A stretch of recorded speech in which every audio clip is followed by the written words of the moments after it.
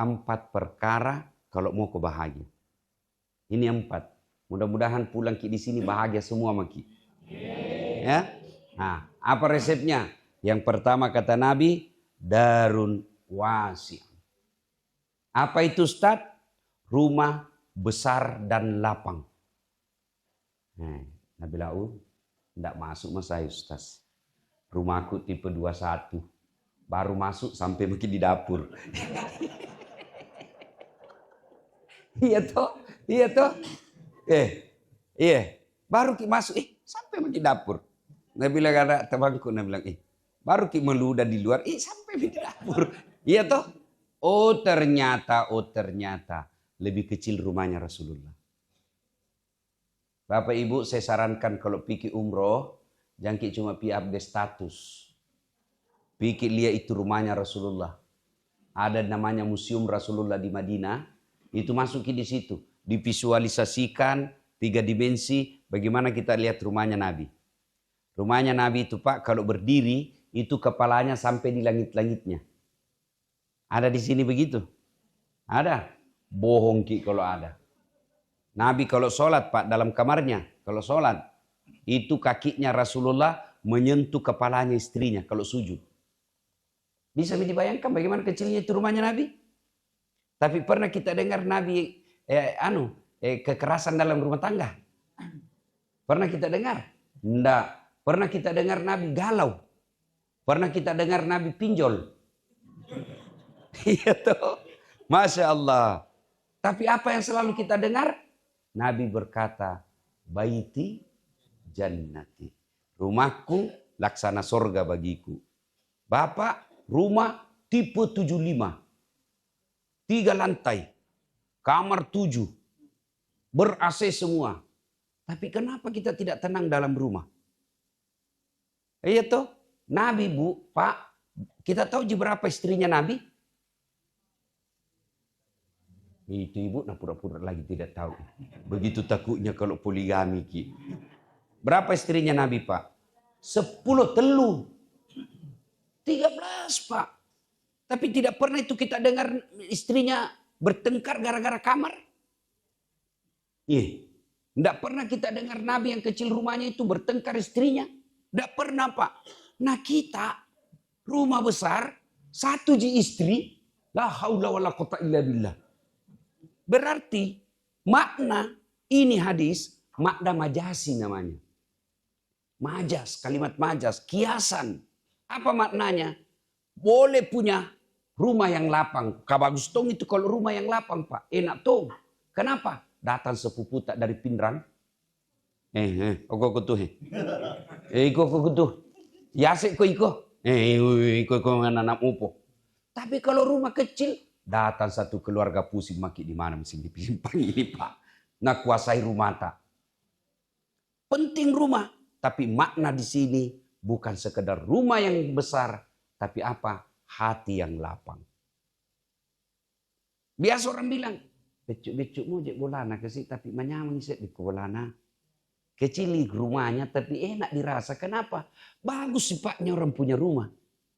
Daripada sogi memang melupu bolana tapi pada dimakan lalki nerakai. Nah bilang besar memang rumahnya tapi kayak di dalam neraka di rumahnya.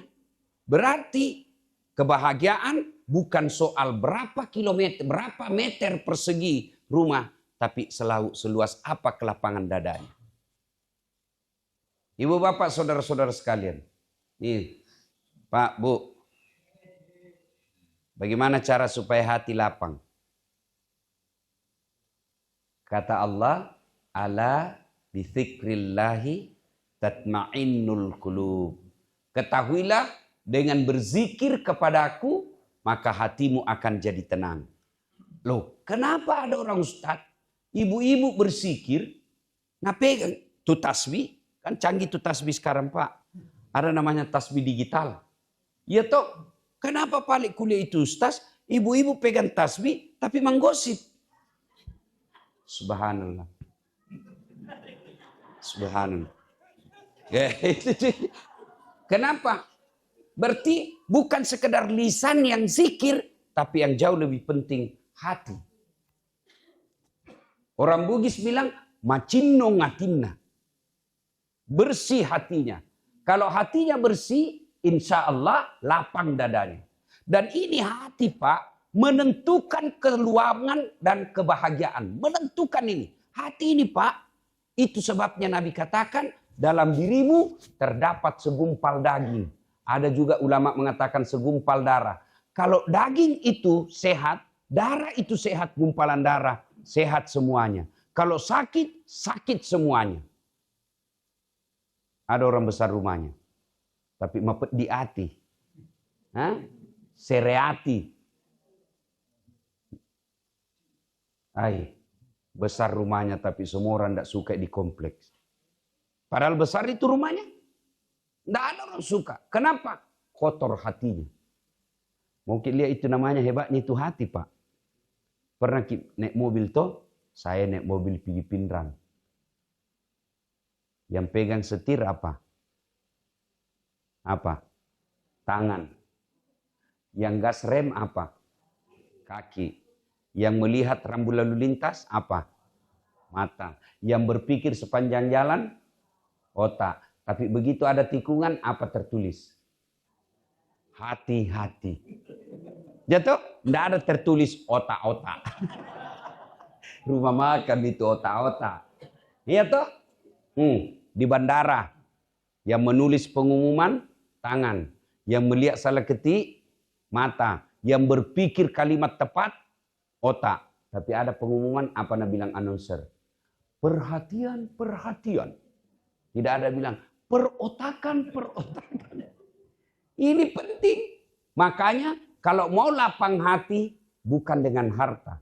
Mau lapang hati, bukan dengan popularitas. Mau lapang hati, agama.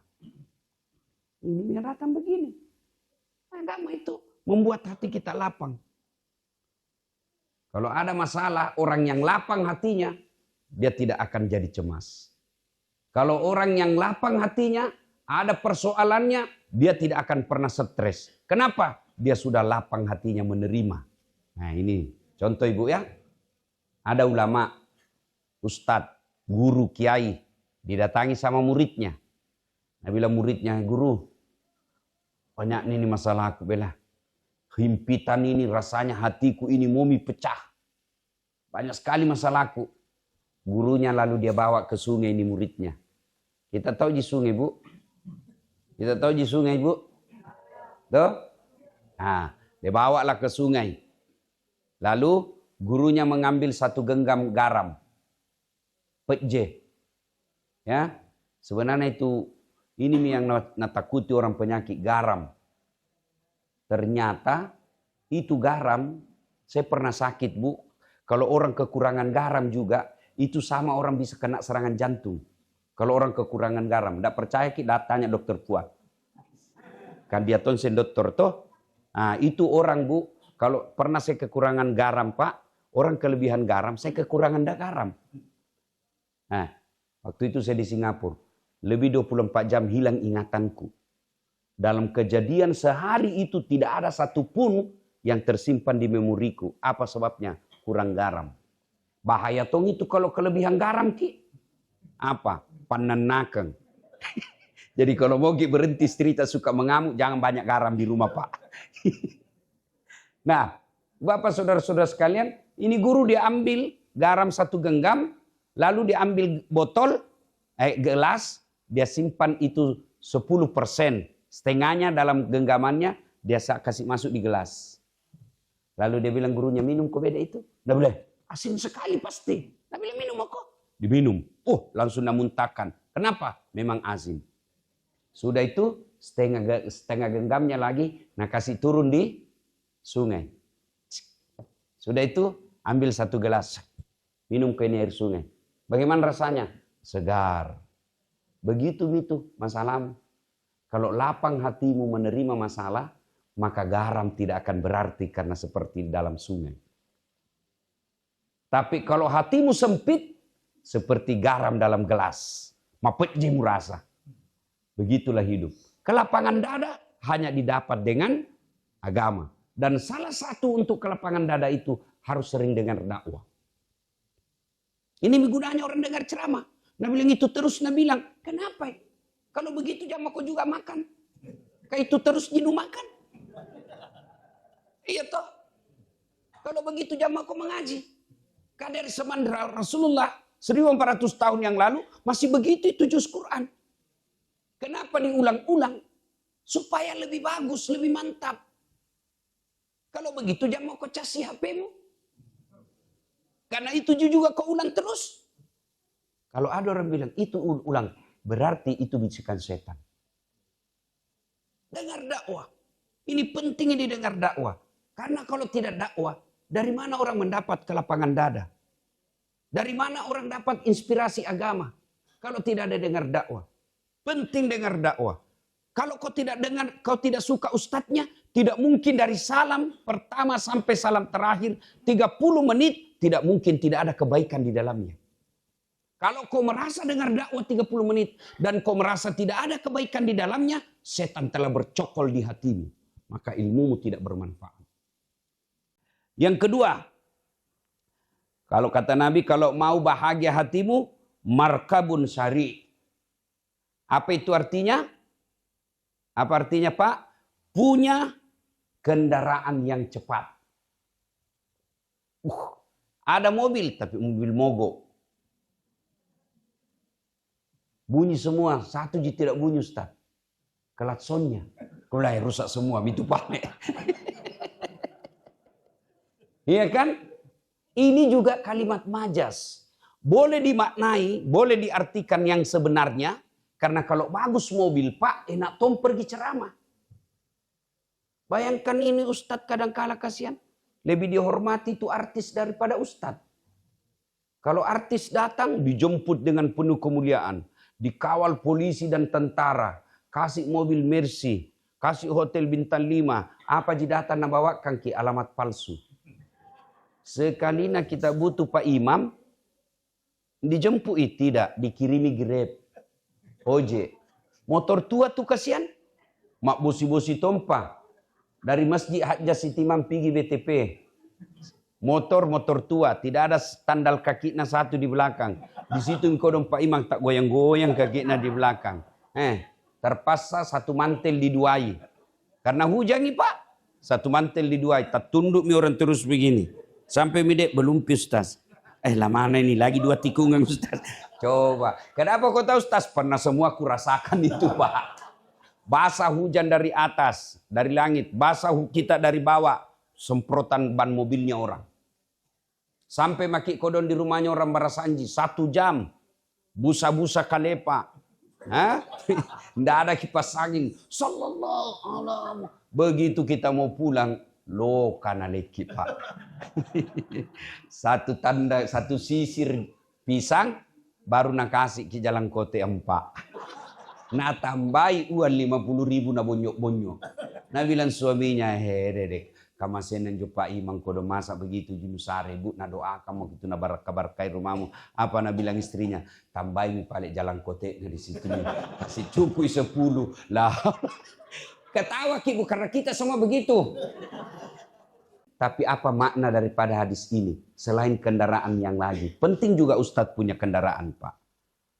Supaya kita pergi dakwah kemana-mana lebih lancar. Tapi yang lebih penting dari hadis ini. Makna sesungguhnya adalah punya jaringan komunikasi. Jaringan. Apa tujuannya itu punya mobil Pak? Memperlancar komunikasi. Apa itu komunikasi yang baik? Banyak teman. Nah, kalau mau banyak uang Pak, harus salah satu caranya banyak teman. Saya itu rasakan. Saya ini tidak banyak uangku Bu. Tapi banyak temanku. Maka keliru kalau ada orang cari musuh. Kalau mau banyak uang, banyak teman. Contoh, saya berdoa di sini. Sholat lail, sholat tahajud di masjid ini. Mulai kak sholat dari jam 1 sampai 3:30. Minta ya Allah bukakan rezekiku. Ya Allah tambahkan rezekiku. Tiba-tiba ada uang keluar dari langit-langit. Pasti lari kak. Saya tanya pasti nih. Ya toh kenapa? Barang tidak masuk akal. Iya kan?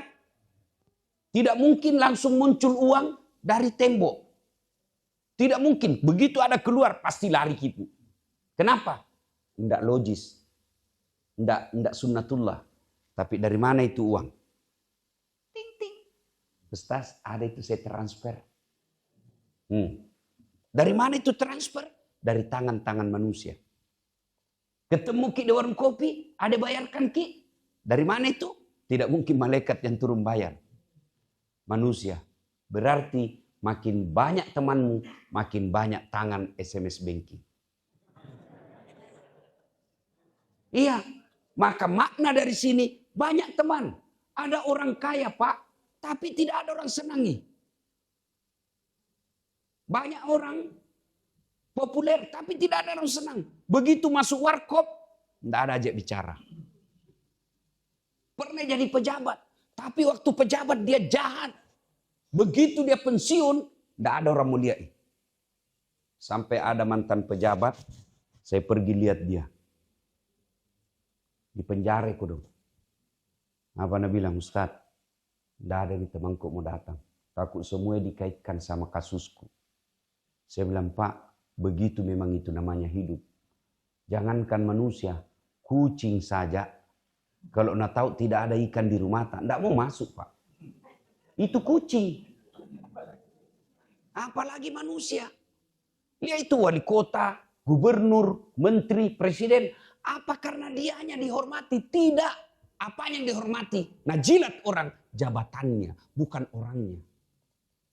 Berapa sudah wali kota bergeser. Begitu selesai wali kota. Diperlakukan seperti biasa. Tidak lagi dibawakan handphonenya. Tidak lagi dibukakan mobilnya. Kenapa? Karena bukan orang yang dihormati. Tapi jabatannya.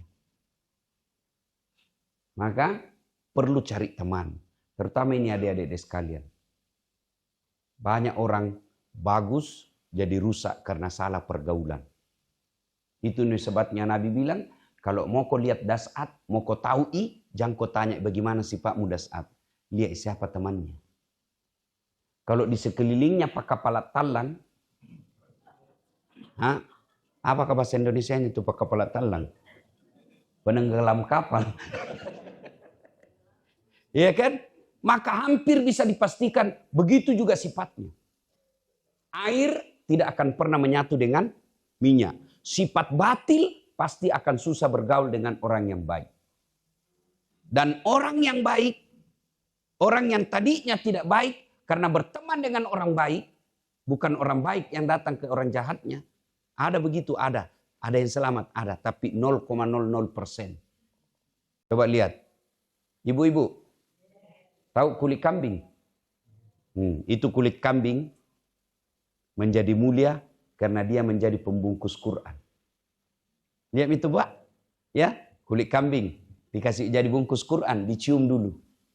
Tapi coba kalau kulit kambing saja. Mau ciumi? Nggak mau Pak. Tapi karena ada Quran, dia menjadi mulia. Dicium dan disimpan di atas ketinggian. Sebaliknya, kulit kambing ketemu drum. Jadi gandang. Subuh-subuh diambak Pak. Ya toh? Salah memilih teman. Hati-hati milih teman. Kadangkala kita baik, teman kita bisa menjerumuskan. Yang orang istilah dari dulu saya kesil. Kasihan itu anak. Kenapa? Salah pergaulan nih kasihan. Maka hati-hati. Ibu-ibu juga. Hati-hati kita milih teman gaul. Kalau kita ikut majelis taklim yang pagosip, lambat laun jadi pagosip juga. Ada majelis taklim begitu? Ada. 30 menit dengar ceramah, 2 jam gosip. Biar sumbangannya kuenya orang nak gosip tong. Menyumbang Tommy baru 3 ji. Daripada kau ndak ada. Nabi bilang, pasti ndak ikhlas ji. Lebih hebat lagi tuh. Urusan hatinya Allah dengan Allah dia mau tahu. Ada memang karakter begitu. Kalau ada karakter begitu Bu, bukan kita memutuskan silaturahim, tapi kita tidak mau tertular dari penyakit yang busuk itu. Ya, nah perlu teman yang banyak. Coba kita lihat pertemanannya Umar dengan Abu Bakar Siddiq. Abu Bakar Siddiq dengan Umar. Ini Umar bin Khattab melapor sama Nabi. Ya Rasulullah, saya tidak tahu ini. Kenapa ini Abu Bakar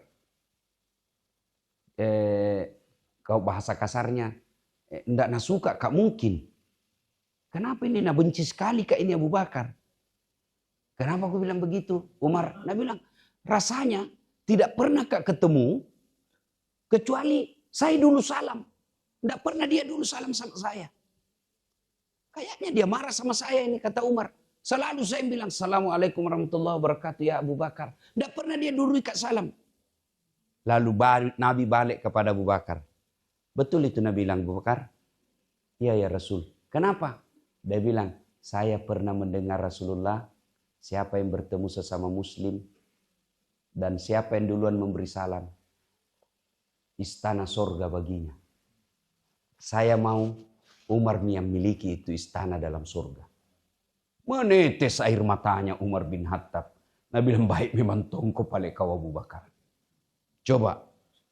Itulah pertemanan karena Allah. Dan orang yang bertemu dan berpisah karena Allah, bukan bertemu dan berpisah karena jabatan menjadi tim sukses, bukan bertemu dan berpisah karena keuangan, menjadi penjilat, tapi bertemu dan berpisah karena Allah, diberikan garansi 7 golongan orang dilindungi di padang mahsyar kelak. 1 di antaranya mereka yang bersahabat karena Allah. Nah ini biasanya kalau di rumah masjid ini seperti ini kan, kita bertemu berpisah karena Allah, menjadi pengurus masjid, bukan karena ada uangmu kita tunggu, tapi karena betul-betul karena cinta fisabilillah untuk mengurus agama Allah. Inilah yang kedua. Ustadz, saya mau nanti terang kuburku. Bayar kami listrik na masjid. Terang itu lampu tak?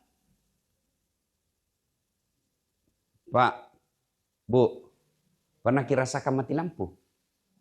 Gelisah enggak? Gelisah toh? Berapa lama mati lampu? Paling 1 jam, 2 jam. 24 jam gelisah maki Pak. Sibuk maki cari. Bagaimana gengsi? Bagaimana itu lampu cas? Ini toh? Padahal baru 1-2 jam mati. Mati lampu Bu. Di kamar, di rumah. Masih lapang, masih bisa kita senggol-senggol. Masih lampu di rumah, masih ada senter, masih ada blisnya HP. Bagaimana itu kalau mati lampu Ibu? Nah tiba-tiba ada ular di dalam. Coba kita bayangkan, ilustrasikan. Mati lampu di rumah, gelap, tiba-tiba ada ular kobra yang kalau nagigit ki, lewat ki 20 menit mati kalau tidak didapat pertolongan pertama. Itu. Padahal di dalam lampu rumah masih luas. Ada ular masih bisa kilompak. Ada ular masih bisa dilempar. Ada ular masih bisa kita teriak. Gelap. Tapi pernahkah Bapak bayangkan gelapnya alam kubur? Itu mati lampu 1 jam Pak. Masih bisa kilompak-lompak. Di kubur Pak. Tidak bisa goyang-goyang. Bukan kuburan yang kita tempati, bukan lubang kubur, tapi liang lahat. Beda itu lubang kubur dengan liang lahat. Kalau liang kubur, yang besar-besar ji. Mungkin 70 meter lebarnya, panjangnya 2 meter. Itu bukan itu tempat Pak. Apa tempat? Itu digali lagi kecil di dalam. Dipasuruk ki. Itu di tempat itu yang pas-pas di badan. Baru sudah itu supaya tidak goyang-goyang Pak, dikasih papan. Yang banyak goyang di situ. Ya toh, dikasih papan, sudah itu ditimbun lagi tanah. Orang nak bilang kasihan sama kita, tapi nainjak-injak gitu. Menangis sih sambil nainjak-injak. Tapi nainjak-injak gitu. Pada saat itu gelap. Hujan. Datang mi cacing. Nah bilang cacing, seandainya kita dengar yuk, cepat mau pulang pengantar, cepat mau masuki telinganya. Coba kau pulang mau hancurkan perutnya. Apa yang bisa nolong kita? Bukan lampu merkuri. Apa? Sedekah. Maka bapak-bapak yang sudah tua ini Pak. Kalau ada bisa kita sedekahkan Pak. Nah, anak kita sudah pada kerja. Jual kita sedekahkan. Anak sudah pada jadi. Sampaikan nak. Mau tau gak saya nikmati ini uangku. Sudah mau kasih kuliah. Kau belum kerja, urus mi dirimu. Masa saya sudah kasih kuliah, kau saya lagi carikan kau kerja. Sudah, saya sudah kasih kuliah kok. Ini ada rukoku mau kak juali supaya taran-taran tong kuburku. Saya jual ini ruko, ada itu bangko masjid di kampung. Ini harga rukoku 2 miliar, jadikan ini masjid di kampung. Itu mi hartata yang betul-betul kita miliki. Itu cincin cinta bu. Emas tak. Hah? Kalau mati kita kira anak tak pakai. Bukan, istri kedua anak suami tak. Ketawa memang kok. Iya, sedekah. Itulah yang akan menjadi penerang. Siam ini dok, habis mi kapan nih? Mau pergi kerja? Hah? Hah? Open pensiun nih. Satu lagi, ya, yang akan membuat kita bahagia. Ya. Saujatun soleha.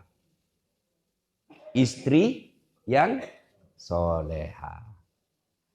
Istri, menurut hadis ini, istri yang sudah cantik, soleha lagi. Daripada jelek, kurang ajar. Kalau ada istri tak sadar cantik, baik agamanya, kalau belum mati, jangkit kuburi. Itu contoh. Maka Bapak Ibu saudara-saudara sekalian, Pak, kita bayangkan kami semua Pak, bagaimana sengsara kalau istri tak itu sangar. Ada orang kodong suaminya kreatif, bisa cari uang, tapi istrinya ndak nak kasih mentong spasi suaminya. Pokoknya takut lisu kok. Apa akhirnya suaminya bilang, daripada mak jaluk lagi itu, lebih pulang mak deh. Yang tadinya masih singgah cari-cari pertambahan kodong, terpaksa cepat pulang gara-gara istrinya. Nah kita itu laki-laki bu, rezeki kita tergantung ke lapangan hati istri. Nah kalau baik ibu, biar siapa goda suami kita itu tidak tergoda. Kenapa? Karena bilang ada bidadari di rumahku. Ini sudah malas masisir, daster selalu tinggi sebelah, malas sikat gigi, nonton TV na angka kaki na pegang remuk mandre canggoreng. Dede, nendak bawa na jama. Nah itu bu, seandainya banyak uang na suami tak menikah lagi bu. Cuma karena kodon takdirnya ndak duanya. Nah nikmati bagi kesian.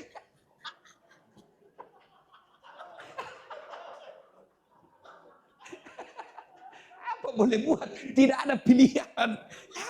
Itu nurutun itu nih kesian. Iya Pak. Maka orang mau bahagia itu rumah tangga kuncinya Pak. Istri. Tapi masalahnya kadang-kadang ini ibu-ibu bikin status. Istri kan tergantung suami. Jangan bilang tergantung suami. Kalau tergantung suami bu. Bu. Kalau tergantung suami. Dengar. Kalau tergantung suami bu. Itu masuk neraka itu istrinya Fir'aun. Kurang apa itu jahatnya Fir'aun. Tapi Nabi bilang, istrinya Fir'aun nanti masuk surga. Kalau tergantung suami, bu, masuk surga itu istrinya Nabi Lut. Karena Nabi suaminya. Tapi apa? Istrinya Nabi Lut masuk neraka. Jadi tergantung ibu.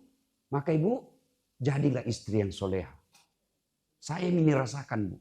Kita kira saya jago ceramah. Karena saya Pak. Salah satu sebab boleh dikata 70% karena istriku baik. Mana bisa saya ceramah kalau istriku teror kak? Hah? Mau manek ceramah langsung na WhatsApp kak, pulang kok. Tunggu dulu saya mau kicap, pulang kok. Malu ki, pulang kok. Kenapa? Kesetrum anakmu. Langsung makin lari pak. Iya toh. Kenapa kita bisa datang jamaah? Karena ada istri tak jaga anak. Kenapa kita pergi bisa jalan-jalan minum kopi? Karena ada istri tak urus. Jadi itu ketentraman hati besar pengaruhnya istri.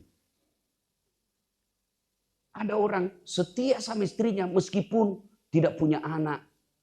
Setia sama istrinya meskipun tidak cantik. Tapi aku bilang memang habis mi waktu. Nah Bapak Ibu saudara-saudara sekalian.